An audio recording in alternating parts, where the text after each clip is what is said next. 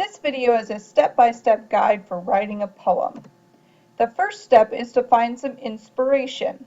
Now keep in mind there is no set way to write a poem, so your beginning may be different from somebody else's beginning, and that's okay.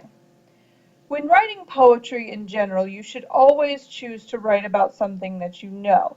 Most of the best poems out there are ones that are very personal to the poet. Always go for concrete rather than abstract as well. So let's say, for example, you want to write about love. You could write an entire book about love, so when you sit down to write a poem about love, you should first of all decide what it is that you have had personal experience with related to love, and then decide how is that pictured? What do you smell? What do you taste? What do you feel? When you're in love, and use those concrete things rather than abstract ideas in order to write your poem. Journal your ideas. Keep a journal with you wherever you go. Write things down. You will find that you write many drafts of terrible poetry before you get something good, so it's always a good idea to have something to write down, write on. Start with a simple word or idea. Keep it simple is one of the most important things about writing poetry. Most of the time, beginning writers just bite off more than they can chew when writing poems. Decide whether your poem will be free verse or fixed form. You have these two options when writing poetry in general. In this class, your assignments will be specific, but when you're just writing a poem, you want to decide which form you would rather use to start off with. Another thing that many beginning writing students find really useful is to write a haiku or many haikus. And haikus, if you don't know, are 5 syllables, then 7 syllables, then 5 syllables. They often include some sort of twist as well. And it can be really fun to write your entire journal in haikus because you'll be surprised at the amount of good stuff that comes out when you're really restricting your word choice. The second step is experimentation. At this point, you've kind of decided what you want to write your poem about and maybe some idea of what it's going to look like. And so now you can start writing lines. Start with short lines. Just get some things written down. Typically, students are going to have a couple of running starts with their poems.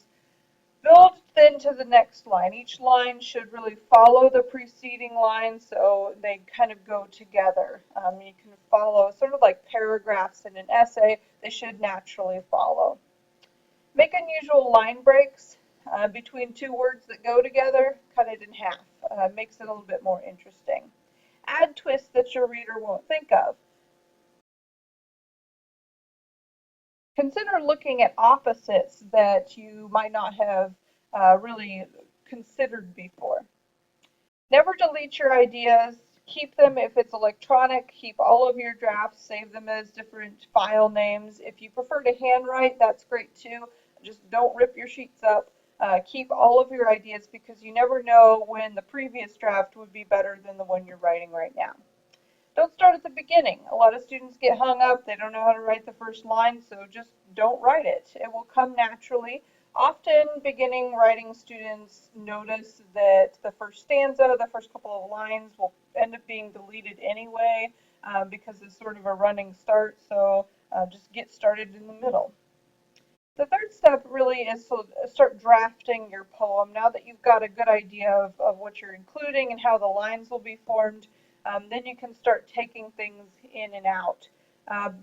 Use the best versions of pieces of your experiment. Sometimes it's sort of cobbled together from many different versions. Use colorful words instead of plain ones. So at this point you can start really focusing on word choice, pulling things out and adding things in. Count syllables if you're using a fixed form. This is a really important step, is to start noticing which words you're using and how long they are and what do you need for the requirements of the form. Another thing to consider are your line breaks.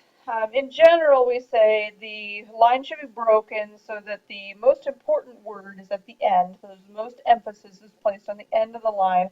Secondary emphasis is placed at the beginning, and the least important part of the line is in the middle. So that's why it's often a good idea to just kind of break the line in between two important words. So you end with an important word and then you begin the next line with an important word.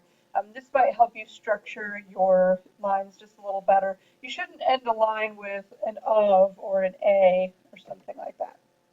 Free verse poems, in general, you should cut out articles and modifying words.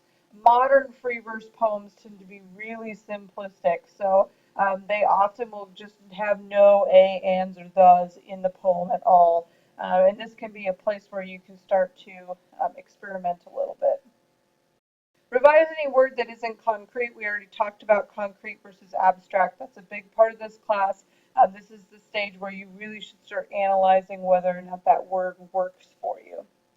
The fifth step is revising again. Notice we're going through many different copies of your drafts. Read your poem out loud at this stage. Poetry is often also an oral tradition, so reading it out loud is very important. It helps you to hear that rhythm, that beat, and then this point you can revise for it. If you have too many staccato words in one place, then you can replace them. Count syllables again, make sure that they're matching the form. Pay attention to sounds. Often one of the mistakes that's made is adding words that sound similar together by accident, and so then it just sounds funny when you read it out loud. So reading out loud is really, really important. Rhyming as well. If you are not supposed to rhyme with the form, or if it's free verse, then there should be no rhyming. If it is a fixed form that requires rhyming, then make sure those rhymes are natural and not in the wrong spot. Analyze your first stanza. As I said earlier, often students find they can eliminate it, so ask your question if it's actually needed. Cut down more words, replace them with interesting ones. At this point, you're really just going word by word. It's a very tedious process, but your poem will be much better if you're really sitting and analyzing every single word in it. Add something unexpected. Again, with the twist, we place a lot of emphasis on this as well. We want the reader to be intrigued by it. The best poems are ones where we find something unexpected in them.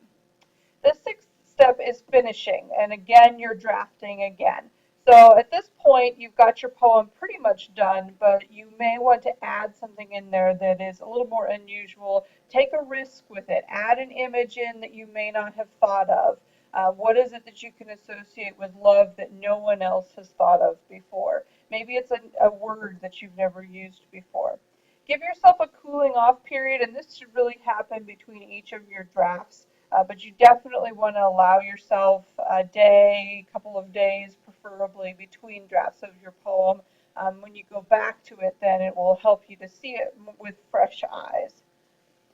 If you can, read through the poem without stumbling or desiring to make any changes, then you may be done with the poem. This is a question that a lot of first-time poets have, is when do I know that my poem is complete?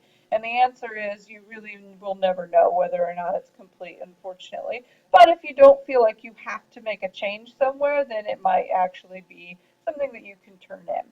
Another way to tell is if you can read through it without feeling the need to apologize to the person reading it, then you may be finished with the poem. And so these are kind of general guidelines that poets have come up with in the past. Even a finished poem may not be actually done. Many poets go back and revise their work. You just want it to a satisfactory point to know that you are finished and able to turn it in for the class. So this has been a step-by-step guide for writing a poem. Hopefully this will help you out a little bit, but again, remember these are just tips. This is not a required way to write a poem.